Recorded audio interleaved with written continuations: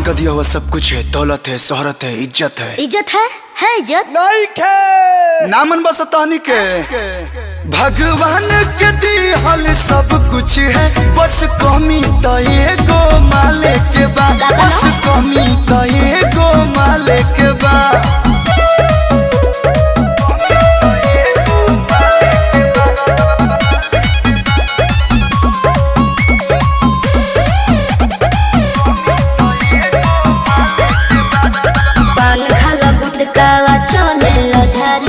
बीच मन भर के बीच मन भर के चढ़ल कपार बाबा भूत तोहरा प्यार के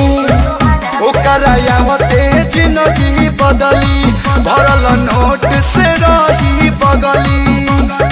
अच्छा ली जल्दी ही किस्मत करवट ये दिक्कत फिलहाल के बाद। भगवान का दिया हुआ सब कुछ है, हुनर है, फॉर्चूनर है और हम सुनर हैं। बड़ा सुनर बताइए हम सुनर नहीं खे भगवान के दिहल सब कुछ है, बस कमी तो एगो माले के बा, बस कमी तो एगो माले के बा।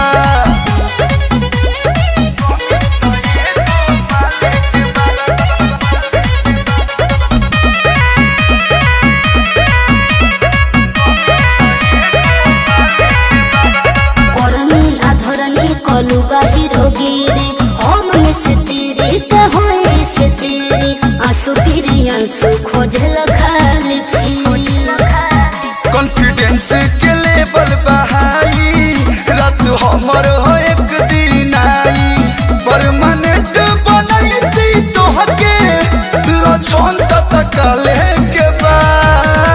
अधिकार बा, बढ़िया व्यवहार बा और तोहरा से प्यार बा।